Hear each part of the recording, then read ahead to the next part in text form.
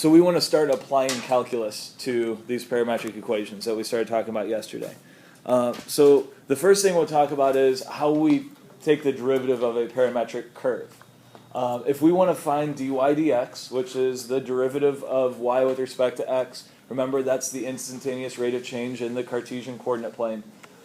All we have to do, and this comes straight from the chain rule, to find dy dx, we take dy dt divided by dx dt. Now remember, with parametric equations, we have a function y with respect to t, we have a function x with respect to t, so all we have to do is take the derivative of each of those with respect to time and divide them, and that gives us the derivative. If we want to find the second derivative, it's a little bit trickier.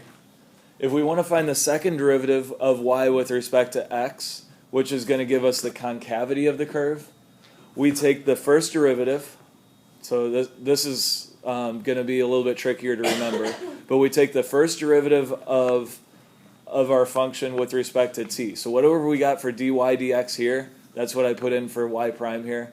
So whatever we got for dy dx, we take the derivative of that with respect to time, and we divide that by dx dt.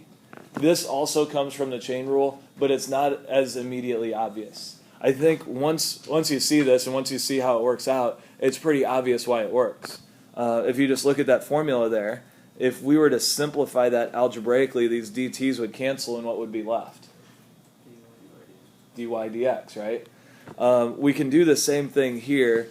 If we took this whole thing and we simplified it algebraically, it would simplify to this. That would involve replacing this y prime with dy dx.